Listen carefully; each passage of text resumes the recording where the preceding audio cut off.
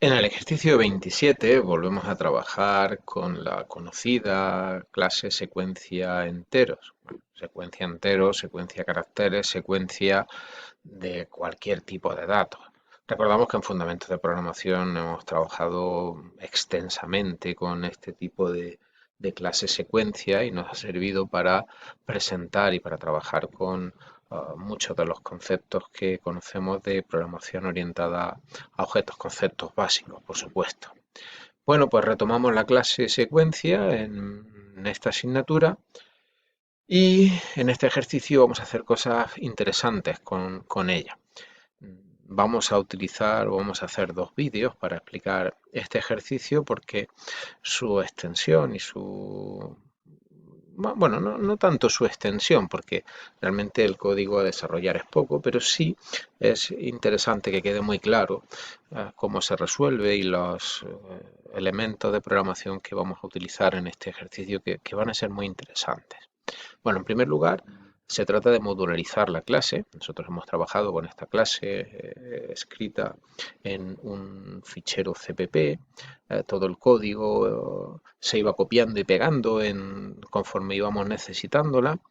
Ya sabemos que eso tenía problemas de coherencia, mantenimiento, en fin, difícilmente mantenible. Ahora construiremos una clase, en la clase libsecuenciaenteros.a.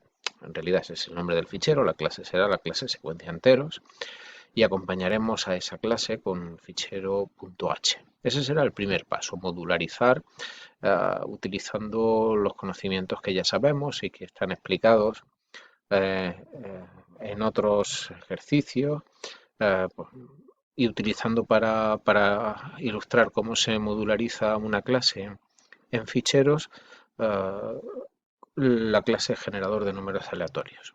Bueno, y a continuación se trata de ampliar la funcionalidad de esa clase proporcionando tres constructores. El primero de ellos usa, como podemos ver, como intuimos, un array. Básicamente lo que le decimos es que construye una secuencia cogiendo datos de un array a partir de la dirección de memoria que proporcionamos en el primer argumento y luego rellenamos la secuencia con tantos datos como indicamos a continuación.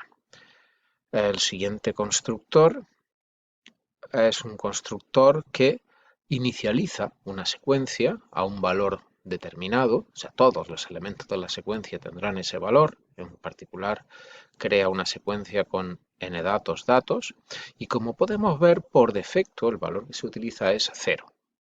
Quiere decir que si se llama al constructor con un único argumento, eh, se crearán tantos datos como indiquemos y todos con el valor 0. Si se llama al constructor con dos argumentos, todos los datos, los n datos, se inicializarán al valor que indiquemos en el segundo argumento. Como vemos, es un buen ejemplo de una función con valores por defecto, que nos proporciona dos constructores en uno. Sintácticamente estamos escribiendo uno, pero realmente tenemos dos constructores.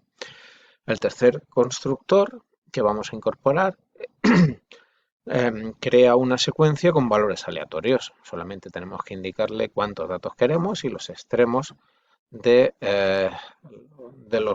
generador de números aleatorios.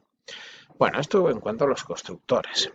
Para probar y para utilizar la función memMove, pues sugiero modificar el código de la función elimina y de la función inserta que ya conocemos para eliminar el ciclo for que realizaba los movimientos de datos dentro del vector privado y escribir en su lugar una llamada a la función memMove. Lo comentaremos más tarde. La unificación de los métodos elemento y modifica ya la hemos visto en clase de teoría. En fin, para aquellos que asistieron a clase, pues creo que lo tendrán o lo han tenido bastante sencillo y si no, pues bueno, pues lo comentaremos más adelante. Un buen ejemplo de una función que devuelve una referencia. Y finalmente, para ilustrar un ejemplo de una función que recibe una referencia, en este caso es una referencia constante, pues proponemos el uso de la función es igual a. Bueno, pues vamos a entrar en la solución del ejercicio. El primer apartado, y es imprescindible hacerlo de esta manera, nos dice que modularicemos la clase en ficheros. Bueno, eso es lo primero que vamos a hacer y evidentemente lo que vamos a hacer es separar el código, organizar el código más que separar, porque si hablamos de separar se podría llegar a entender que primero hay que escribir todo y luego separarlo y no es así, sino que lo que vamos a hacer es organizar las cabeceras por un sitio y las definiciones por otro. Las cabeceras se escribirán en el fichero .h, en este caso el fichero se llamará secuenciaenteros.h, y las definiciones de los métodos se escribirán en secuenciaenteros.cpp. El CPP se compilará generando el fichero objeto secuenciaenteros.o para luego formar la biblioteca. Evidentemente, para poder formar esta biblioteca necesito incorporar a la biblioteca también el objeto generador aleatorio de enteros.o, porque recordamos que hay un constructor de la clase secuencia que trabaja con números aleatorios. Por lo tanto, para que la biblioteca esté completa y no necesite em, enlazar con la biblioteca de números aleatorios, he optado por incorporar este objeto a la biblioteca. Evidentemente, si no se hiciera así, cualquier ejecutable necesitaría también enlazar con el generador de números aleatorios, pero no me ha parecido lo más oportuno. Prefiero incorporar este objeto en la biblioteca de secuencia. Bien, en cualquier caso, lo que tenemos es que tenemos que construir esta pareja de ficheros, secuencia enteros cpp y secuencia enteros.h, para generar el objeto y posteriormente la biblioteca. ¿Vale? En esto consiste la modularización en ficheros. Con esta forma de trabajar,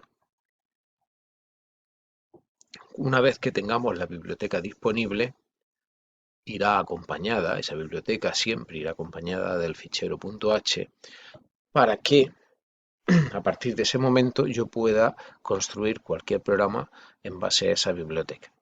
Para eso, pues, en este caso hay un ejemplo, veremos que hay un fichero, en este caso lo he proporcionado yo, un fichero CPP que contiene una función main que usa muy intensamente la clase secuencia de enteros. Vale, pues la forma de proceder siempre será la misma.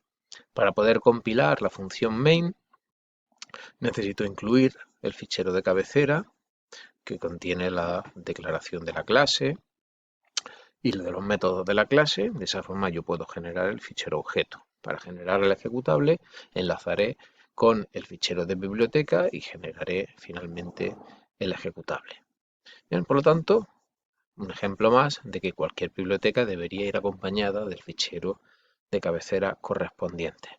Recuerdo que el fichero que contiene la función main lo tienen disponible, está en Prado y se ha podido utilizar para generar, para hacer la prueba del ejercicio. Observarán que todos los métodos están probados, quiero decir, hay código para probar todos los métodos que se deben desarrollar.